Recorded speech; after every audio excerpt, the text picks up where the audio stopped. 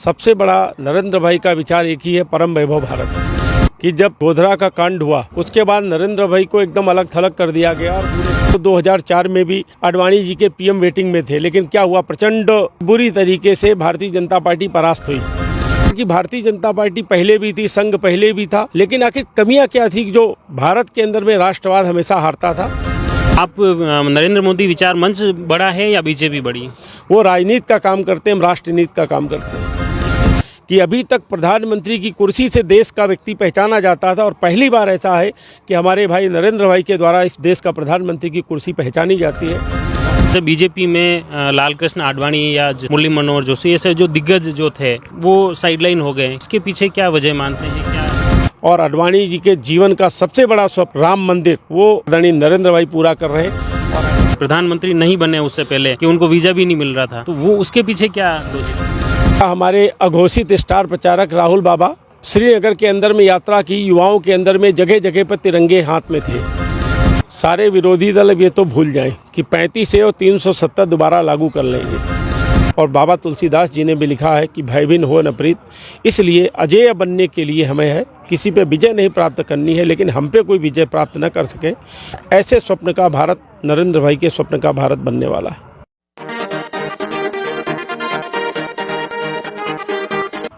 नमस्कार, मैं हूं लक्ष्मण सिंह राठौड़ और आप देख रहे हैं जयवर्धन न्यूज़। आज हम खड़े हैं ये कुंभलगढ़ क्षेत्र के कालिंजर ग्राम पंचायत, जहां पर देश का पहला पन्नाधाय मंदिर बनने जा रहा है। यह नानजी भाई गुजर जो माँ आशापुरा ट्रस्ट की तरफ से ये विशेष पहल की गई है और यहाँ पर आए हैं। हमारे साथ में हैं रवि चाणक्य जी जो नरेंद्र मोदी विचार मंच और मिशन न्यू इंडिया के राष्ट्रीय संयोजक हैं। उनसे बातचीत करते हैं कि आखिर किस तरह से, ख़ास तौर से जो अपने देश की जो मौजूदा स्थितियां हैं और किस तरह से नरेंद्र मोदी पूरे देश में इस मिशन को लेकर नया भारत बनाना चाह रहे हैं, उसके पीछे क्या उनकी मंशा है और किस तरह से नया भारत बनेगा। मुख्य एक सबसे पहला है कि नया भारत मोदी जी का है, नया भारत के पीछे उनकी क्या मंशा है? देखिए, नया भारत का मतलब है कि भारत अब मार नहीं खाएगा, बल्कि भारत दुश्मन की देश की धरती पे घुस के मारने वाला है। नया भारत है कि दुनिया के लोग चाहे जितने भी प्रतिबंध लगाने की धमकी देते हैं, लेकिन हम भारत के हित को लेकर के भारत की रणनीति को तय करते हैं। नया भारत का मतलब है कि दुनिया के विश्व प्रसिद्ध राजनेताओं के अंदर में भारत के प्रधानमंत्री का शामिल होना ये भारत का गौरव बढ़ाता है। और नया भारत का मतलब है कि जब गांव की, ग्रामीण क्षेत्र की जनता से लेकर के कृषक और सारे लोग समृद्धशाली होंगे, उसको नया भारत हम कहने वाले हैं। और इसी के साथ में जैसे दूसरा जो मंच है नरेंद्र मोदी विचार मंच, इसमें क्या है? देखिए, नरेंद्र भाई का विचार है भारत माता के साथ किसी प्रकार का समझौता नहीं, अपनी माता के साथ किसी प्रकार का समझौता नहीं, और नदी माता के साथ किसी प्रकार का समझौता नहीं, और जो हमको जीवन देने वाली गौ माता है उस पर किसी प्रकार का समझौता नहीं। अर्थात मातृदेवो भव और राष्ट्र देवो भव के मंत्र के द्वारा हम चलते हैं। और सबसे बड़ा नरेंद्र भाई का विचार एक ही है, परम वैभव भारत। और परम वैभव भारत के लिए नरेंद्र मोदी विचार मंच अपना कार्य करता है। इसमें जैसे कहीं न कहीं नरेंद्र मोदी जो हैं वो अपने संघ से जुड़े हुए हैं, बीजेपी से जुड़े हैं, उनकी जो विचारधारा है शुरू से ही राष्ट्र के प्रति रही है। और जैसे ही प्रधानमंत्री बने हैं उस तभी से ही या उससे पहले से ही जो पूरे देश में जो हवा चली है कि राष्ट्र के प्रति लोग एकजुट हो जाओ और उस तरह की जो विचारधारा बनी, उसके बाद ये मंच बनाने की कहाँ जरूरत पड़ी? वो तो संघ के साथ में या बीजेपी के साथ में पहले से ही थी नरेंद्र मोदी की। देखिए, नरेंद्र मोदी विचार मंच की स्थापना 22 जून 2004 को इसलिए हुई थी कि जब गोधरा का कांड हुआ उसके बाद नरेंद्र भाई को एकदम अलग थलग कर दिया गया और पूरे देश के अंदर में सारे लोगों ने कहा कि साहब हम व्यक्ति निष्ठा नहीं बल्कि ध्येय निष्ठा पे कार्य करते हैं, और ध्येय निष्ठा के आधार पर किसी की बलि अगर हो जाए तो अच्छा नहीं था। आपको ज्वलंत उदाहरण है कि आपकी उमा भारती जी ने यहाँ पर त्यागपत्र दिया था, मध्य प्रदेश के अंदर में मदन लाल खुराना जी ने त्यागपत्र दिया था और निर्दोष होने के बाद भी वो उनको दोबारा मुख्यमंत्री नहीं बनाया गया था। लेकिन अपना मानना था कि नरेंद्र भाई ही भारत को परम वैभव तक पहुंचा सकते हैं, इसलिए नरेंद्र भाई को नंबर 1 इस्तीफा नहीं देना है, और नंबर 2 जब कर नहीं तो डर नहीं, अपनी डंके की चोट पे भारत माता को परम वैभव तक पहुंचाने का सामर्थ्य रखने के लिए पूरे देश के हमारे टेक्नोक्रेट जो नरेंद्र मोदी विचार मंच में 22 जून 2004 को जुड़े थे, आज उनके द्वारा पूरे देश के अंदर में नहीं बल्कि पूरी दुनिया के अंदर में नरेंद्र भाई का जो परचम लहरा रहा है, अपना मानना है नरेंद्र मोदी विचार मंच की सबसे बड़ी जीत है। नरेंद्र भाई मोदी जो विचार मंच में क्या बीजेपी से रिलेटेड लोग हैं या और कोई अलग? नरेंद्र मोदी विचार मंच के अंदर में पहला तो ये कि हमने किसी प्रकार के रिलेटेड नहीं लिए थे। सबसे पहले 22 जून 2004 को हमने आईआईटी, आईआईएम और आईएम्स के बच्चों को और एलएलबी करने वाले बच्चे और तथा पत्रकार और रिटायर्ड सेना के और प्रशासनिक अधिकारियों को लिया था, क्योंकि हमें समाज का संगठन करना था, समाज में नहीं।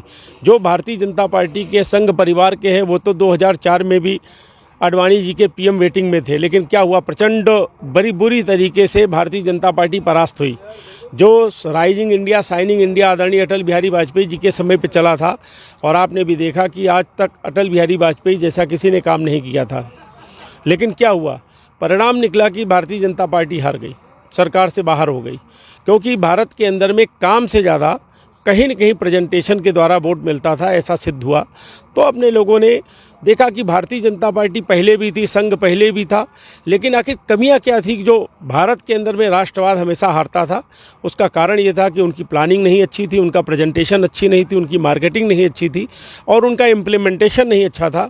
अपने लोगों ने प्लानिंग, प्रेजेंटेशन, इम्प्लीमेंटेशन की पद्धति को अपनाया और उसका कारण है कि 2019 के अंदर में भी हम प्रचंड बहुमत के साथ आए और 2024 के अंदर में सारे रिकॉर्ड मतों से हम जीतने वाले हैं पूरे देश के अंदर में।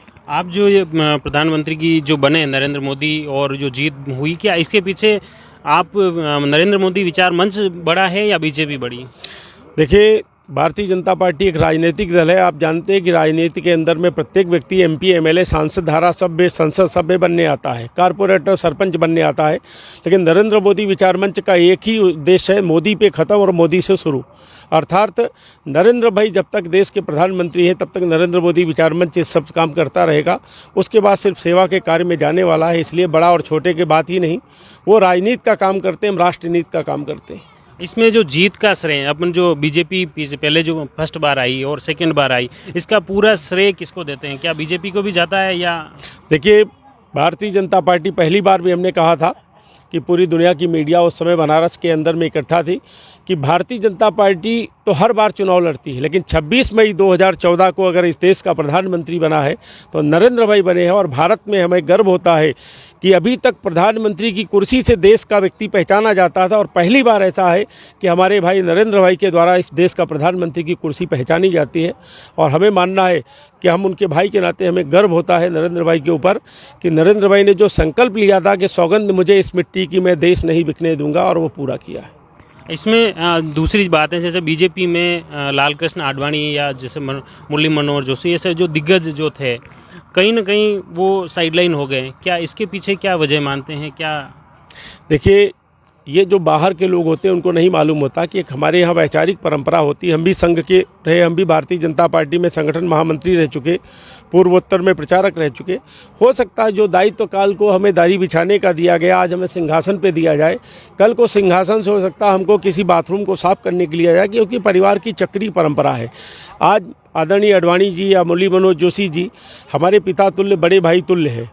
अगर आप ये सोचते हैं कि लोग कहते हैं कि साहब प्रधानमंत्री मोदी जी हो जाए और वो मिनिस्टर हो जाएं, तो ये शायद पारिवारिक प्रोटोकॉल नहीं होता है, क्योंकि दुनिया के अंदर में पिता कितना भी छोटे दायित्व पर हो, लेकिन बेटा कितना भी बड़ा प्रधानमंत्री बन जाए, लेकिन पिता से ऊपर नहीं हो सकता है। इसलिए एक दो प्रोग्राम में जो लाल कृष्ण आडवाणी का ये दुख था या उनका जो भी भावुकता को कुछ भी को, उनके आंसू निकल आए थे। देखिए, ऐसा है, आदरणीय आडवाणी जी और अटल जी को हमसे ज़्यादा शायद कोई नहीं जानता होगा। उनको बड़ा गर्व है कि आज इस देश के अंदर में परम वैभव भारत 370 और आडवाणी जी के जीवन का सबसे बड़ा स्वप्न राम मंदिर, वो इस देश के भारत माता के बेटे आदरणीय नरेंद्र भाई पूरा कर रहे हैं। और आडवाणी जी ने कभी जीवन के अंदर में अपने प्रधानमंत्री, सांसद के लिए जीवन ही नहीं दिया, उन्होंने तो परम वैभव भारत के लिए अपना जीवन दिया है। इसलिए आडवाणी जी के जीते जी सारे स्वप्न उनके पूरे हो गए हैं। तो हमको ऐसा लगता है कि आडवाणी जी से ज़्यादा इस दुनिया के अंदर में खुद नसीब ऐसा व्यक्ति नहीं है कि जिसने अपने जीते जी सारे स्वप्न को पूरा होते हुए देखा। आदरणीय बिल्कुल, जैसे अटल बिहारी वाजपेयी के टाइम में और या उसके पहले भी हिंदुत्व के लिए, राष्ट्रवाद के लिए या जो भी प्रयास हो, उसमें वो अग्रणी पंक्ति में रहे थे और अब कहीं ये साइडलाइन में नहीं ये चीज़। देखिए, आडवाणी जी की बहुत आयु हो गई और अपने लोगों ने एक परंपरा बनाई है कि 75 वर्ष के बाद में हम स्वयं सेवानिवृत्त हो जाते हैं। इसलिए स्वाभाविक है, प्रवास करने की क्षमता नहीं होती है, बॉडी के अंदर में हमारे स्टेम सेल्स से लेकर के ऑर्गन्स सारे शिथिल हो जाते हैं। ऐसा कुछ नहीं है। हमारे यहाँ तो परम पूजनीय सरसंघचालक सुदर्शन जी भी सेवानिवृत्त हुए, बाला साहब जी देवरस भी सेवानिवृत्त हुए, रज्जू भैया जी जो सरसंघचालक थे वो सेवानिवृत्त हुए। इसलिए एक आयु होती है, आयु के आधार पर सेवानिवृत्त होते हैं। और अपना मानना है कि ये बहुत बड़ा अभियान है और पहली बार ऐसा लगता है कि हिंदुस्तान के अंदर में एक स्पाइनल रीढ़ की सरकार आई है। पहले आप देखते थे भारत का प्रधानमंत्री जाता था, तीसरी चौथी सीट पे बैठता था और कोई मीडिया नहीं। आज जिस देश के अंदर में जाता उस देश का प्रधानमंत्री या राष्ट्राध्यक्ष प्रोटोकॉल को तोड़ करके प्रधानमंत्री को लेने आता है। हमारे लिए नहीं बल्कि हिंदुस्तान की 130 करोड़ जनता के गौरव का विषय है। ये तो बिल्कुल, तो वर्ल्ड लेवल पे जो भारत के जो इमेज बनी है वो बिल्कुल अलग बनी है। और लेकिन इससे पहले कहीं ना कहीं जैसे जो स्थिति थी, प्रधानमंत्री नहीं बने उससे पहले कि उनको वीज़ा भी नहीं मिल रहा था, तो वो उसके पीछे क्या लॉजिक था? देखिए, उसका सबसे बड़ा लॉजिक था कि आपको मालूम होगा माननीय सांसद गणों ने अमेरिका के राष्ट्रपति को और शासन को एक पत्र लिख के दिया था कि नरेंद्र भाई गुजरात के दंगों के नायक हैं, अगर आप उनको बुलाते हैं तो कहीं न कहीं वो वहाँ भी महिमा मंडित होने वाले हैं और पूरे देश के लोग उनके साथ हो जाएंगे। इसलिए मोदी के अश्वमेध यज्ञ को रोकने के लिए गुजरात से उनको अमेरिका नहीं आना है। लेकिन उस चीज़ से अच्छा हुआ, उसी दिन नरेंद्र भाई ने संकल्प किया था कि हम गुजरात को ही अमेरिका बना देंगे और गुजरात के अंदर ही अमेरिका नहीं बल्कि दुनिया के सारे उद्योगपतियों को आने पे मजबूर कर देंगे। और परिणाम यह निकला कि जिन राज्यों के अंदर में कोई इंडस्ट्री की एनओसी के लिए, एनवायरनमेंट एनओसी के लिए, एनएचआई की एनओसी के लिए महीनों चक्कर लगाने पड़ते थे, हमारे यहाँ one time one table settlement होता था। परिणाम यह निकला 6000 से ऊपर इंडस्ट्री एक ही महीने में आ गई। अब जैसे अभी ये 370 जो धारा हटी उसके बाद वहाँ जम्मू कश्मीर के जो हालात हैं वहाँ को लेकर क्या आप क्या मानते हैं कि चेंजेस कुछ हुआ, कुछ वहाँ के आज भी कुछ घटनाएं आज भी हो रही हैं? तो ये जो छिटपुट मीडिया के माध्यम से पता चलता है कि आज भी इस तरह की घटनाएं नहीं रुकी हैं, तो ये क्या? देखिए, आपने अभी हाल में देखा होगा हमारे अघोषित स्टार प्रचारक राहुल बाबा, उन्होंने भी बोला कि साहब हमने श्रीनगर के अंदर में यात्रा की, युवाओं के अंदर में जगह जगह पर तिरंगे हाथ में थे। तो शायद आपको ये नहीं मालूम है कि इस देश का प्रधानमंत्री जब तिरंगा फहराने जाता था तो सारी सेना की कमांड वहाँ सिक्योरिटी में लगाई जाती थी।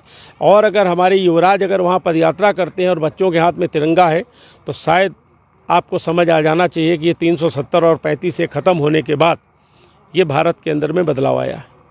आज भी विपक्षी पार्टियां इसके समर्थन में नहीं है और वो ये उसी पे अड़े हुए हैं कि आज भी अगर देश में भविष्य में जैसे चुनाव होंगे या हमारी सरकार बनेगी या गठबंधन की सरकार बनेगी तो पहला मुद्दा हम यही रखेंगे कि वापस दे। तो ये कहाँ तक उचित है? सारे विरोधी दल ये तो भूल जाएं कि 35 से और 370 दोबारा लागू कर लेंगे, क्योंकि अगर उन्होंने ठाना है कि हम मोदी को आने नहीं देंगे तो हम लोगों ने ठाना हम मोदी को जाने नहीं देंगे। और अब इनको किसी भी स्थिति में वो स्वप्न भूलना पड़ेगा, क्योंकि देश का युवा और देश का व्यक्ति बदल गया है।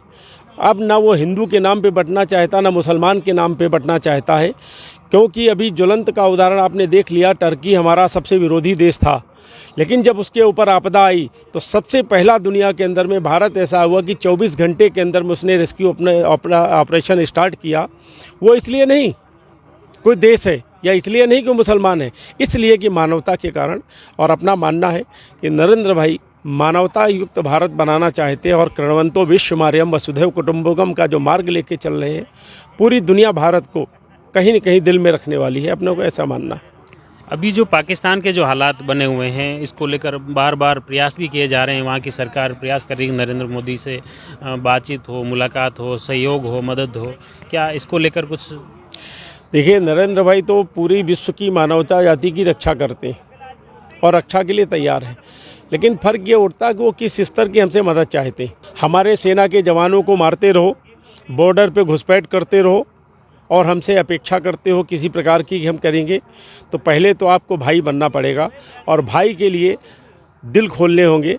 और जब दिल खोलोगे तो राष्ट्रभक्ति आपके अंदर में, आप पाकिस्तान की चिंता करो, हम हिंदुस्तान की करते हैं और दोनों अच्छे पड़ोसी बन जाओ, हम आपकी सहायता करने को तैयार रहेंगे। वहाँ जो सबसे बड़ा इशू है वहाँ पर आतंकवाद का, जिसको लेकर पूरी दुनिया के ज़्यादातर देश भी उसके विरोध में हैं और वही सबसे बड़ी मूल आतंकवादी वो आतंकवाद को पाल रहे हैं। सिचुएशन वर्तमान में जो आर्थिक इस जो सिचुएशन बनी उससे जो घबराहट हुआ है ये देश। देखिए, पाकिस्तान का जन्म ही दंगे और आतंकवाद से हुआ है, इसलिए जनता सुधरना चाहेगी तो वहाँ के नेता नहीं सुधरने देंगे। इसलिए नहीं देंगे क्योंकि उनको लगता है कि जितना भारत को गाली दोगे पाकिस्तान के अंदर में पाकिस्तानी जनता उनको कहीं ना कहीं प्रधानमंत्री या मुख्यमंत्री बना देगी, क्योंकि जनता सुधरना चाहती है।